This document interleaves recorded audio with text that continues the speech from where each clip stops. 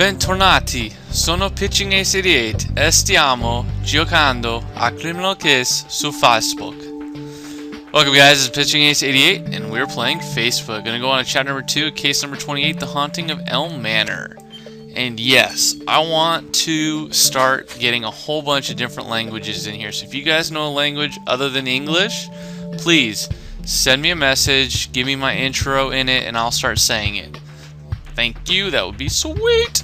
Anyways, the victim just spoke. Yes, we understood that in the last chapter. Calm down, I meant from beyond the morgue. You see, I did some digging through the victim's brain, actually. Well, that's so gross, Nathan. And that's when I noticed anomalies in the brain's neurotransmitter due to a psychoactive drug. The drug in question would induce sickening, nightmarish visions. My guess is that your killer wanted Hector to believe the house really was haunted. I need a fresh sample of the drug to be sure, but I think it's a mix from exotic plants which can only be found at a greenhouse. Nice one, Nathan. Come on, Ace, let's hurry and close off the greenhouse as a crime scene before it gets contaminated. Ace, just got off the phone with the psychologist. She says Gloria Fernandez, your victim's wife, is now stable enough condition for questioning. Well, thanks for the heads up, Ramirez. Your call, Ace. Should we talk to the victim's widow or should search the greenhouse first? We're going to talk to the victim's widow, of course.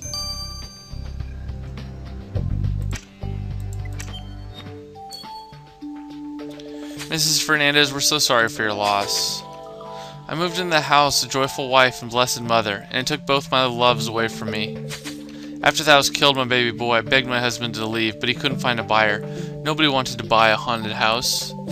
My husband foolishly hoped an exorcism would finally get rid of the evil spirits. Oh, but how wrong he was.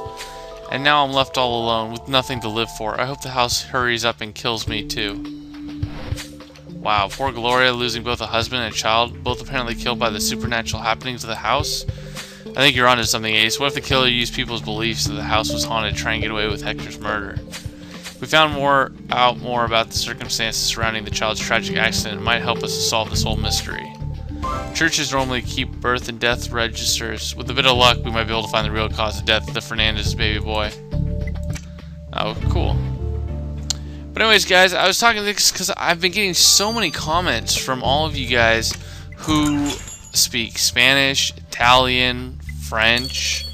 I've gotten Russian, I've gotten German, and I am not very good at any of that. I've got Portuguese, and I thought, what better way to let you guys, because I know you guys all watch all watch my Facebook stuff, but why not make this fun for everyone?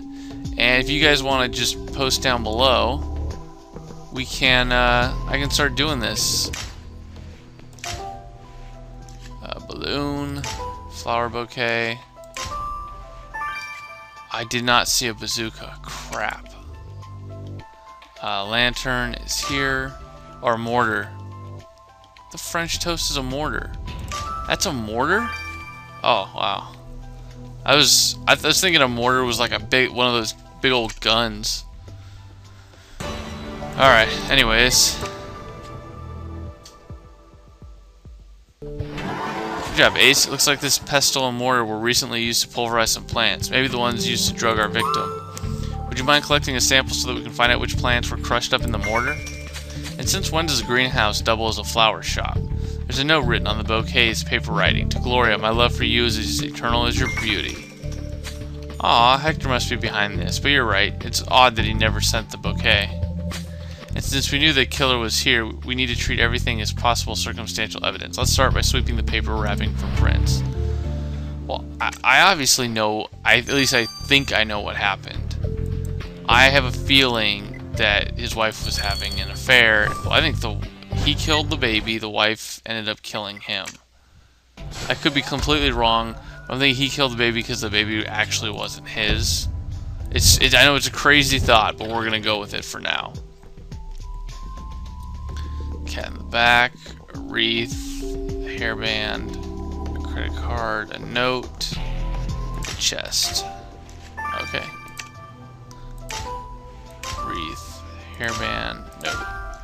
That's just my theory. I don't know if it's actually true. It's kind of fun to check to see if I'm right with these things. Good job, Ace. You're right. We should search through that chest to see if there are any documents that could be of interest to us. Look at this note. Pay me back, you fraud, or experience my wrath. It is followed by a string of numbers, but some are faded. I don't know what it has to do with our haunted house, but we do know that Hector came to this church, and this note is menacing enough not to ignore. Great idea, Ace. If we recover the missing numbers, it might turn out to be even more than a telling signature. I'm guessing he wants the money back from the exorcist. That being said, we'll have to see. I'm very curious to see if I'm right. Ooh! 9. Nice. Your intuition was correct, Ace. The chest does contain the city's death register. Now let's see if it recorded baby Fernandez's desk. Here it is. Aurelio Angelo, the son of Gloria and Hector Fernandez. The cause of death is unknown. It only states that the child was found dead on the staircase at his home. Well, what a tragedy, but there's no mention of any supernatural causes, so why does everyone keep saying it's the haunted house that killed him? Just like with Hector's death. Well, we can't ask Gloria anything more about the baby's death. It'd be too hurtful, but maybe Margaret, as her neighbor, might be able to recall what happened.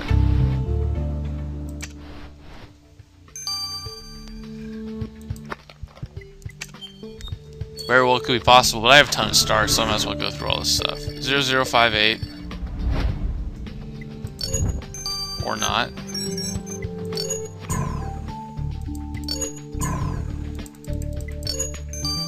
008. Ha! Nice. Not the best, but not the worst. Great job, Ace. You deciphered these numbers from the note you found in the church in no time. Pay me back and your father or experience my wrath, and that's followed by the string of numbers. Huh. None of it makes any sense. Well, you're right. We do know the victim kept going to the church where he found this note, so you think it's linked to our investigation. I trust you. Let's start by handing the string of numbers over to Alex. With this, he might be able to tell us who wrote the foreboding note and why. Yeah, I'm gonna guess he does know. Oh, 30 minutes, not too shabby. Although I know there's gonna be a 6-hour one hidden here somewhere. Well, yes, I remember Gloria and Hector Fernandez's son Aurelio. He was always smiling, and he loved Astrid here. And then the house took him. Well, what happened exactly? Before I go on, I must warn you that very few people can bear to hear this ghostly tale. So are you certain you want me to continue? Well, very well. On the night of Aurelio's death, the house became alive with evil. All the mirrors broke into 1,000 pieces, and there were the most terrifying screams. And apparently, when it all stopped, Hector found a sweet baby boy lying dead on the stairs. He had smashed right through them. The doctor said he had accidentally fell from the top banister, but we all knew it was the house that took the poor little soul. Wow. I guess sometimes believing the death of a child was due to something supernatural that couldn't be stopped is the only way to emotionally cope. But you're right, Ace. I'm also more and more convinced Hector was killed by a real person who used the story of the haunted house to cover up the murder. Oh, I am too. I think the kid's murder in the beginning, either it was an accident or it was a real murder. Okay, this is definitely going to probably take the 6 hours. 2 or 3? Nah, 3. Bummer.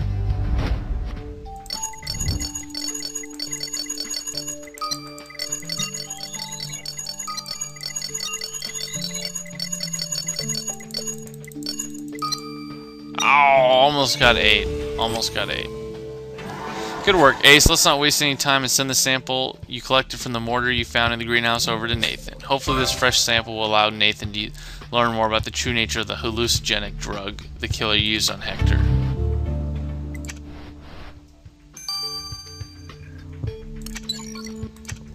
Six hours, as I predicted.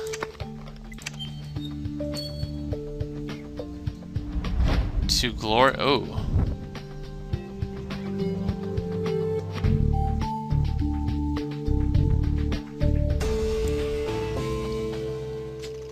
Alright, well, we're probably going to have to look at these too.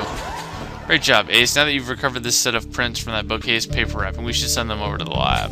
Hopefully that way we'll be able to confirm whether Hector made this bouquet for Gloria or whether it was someone else. Be curious if it was someone else. Let's explain a lot. 30 minutes as well. Well, guys, as I think this will finish off this chapter once I get all of them done, I'm actually going to wait here, grab a bunch more stars, and I'll see you guys back here. Later. Or hasta luego, muchachos. Alright, folks, this is Pitching Ace 88. We are back playing Criminal Case on Facebook. case number 28, chapter 2. I'm going to be finishing off some of these strings. So I ran the numbers written on the threatening note you found in the church, and they make up a bank account. And cue the drum roll. The bank account belonged to Hector Fernandez. I pulled up Hector's recent money transaction and discovered that he placed a large sum in Father Von Pratt's personal account. Huh. Now why would he take a priest's money from Hector's Fernandez unless he's charging money for his exorcisms? You're right, Ace. I think it's time we ask Father Von Pratt for a full confession. I think so too. As you can tell, I've gained a few stars. Just a couple. The fingerprints you collected from the bouquet in the greenhouse belong to Charles Parker, the Historical Center's botanist. Aha! That guy. Gloria's husband is barely dead and Charles is already planning to woo her with flowers and love notes? Wow, he's not wasting any time. We haven't seen him since the tragic death of that young man who wanted to travel to Australia. Well, it certainly seems Charles has been keeping busy. Heck yeah, he has.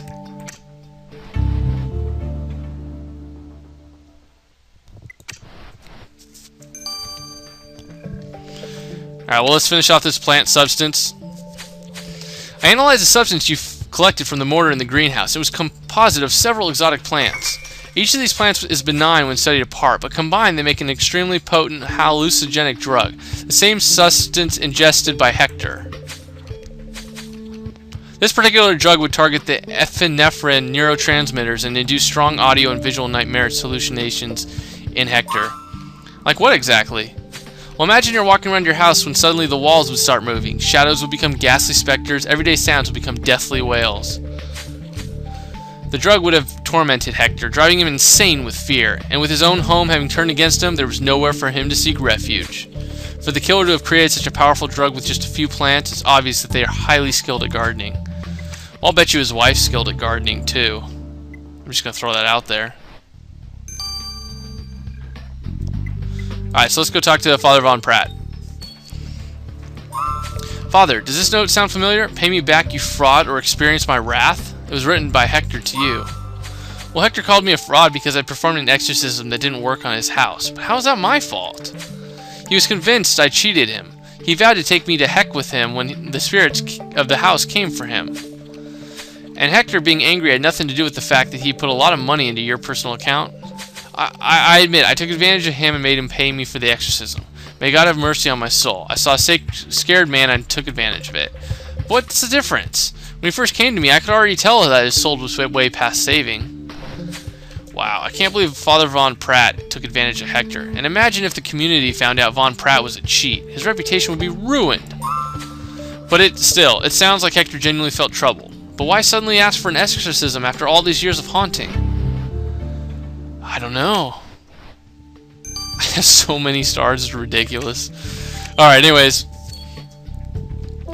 Yes, I'm not ashamed to admit, I'm madly, hopelessly in love with Gloria Fernandez.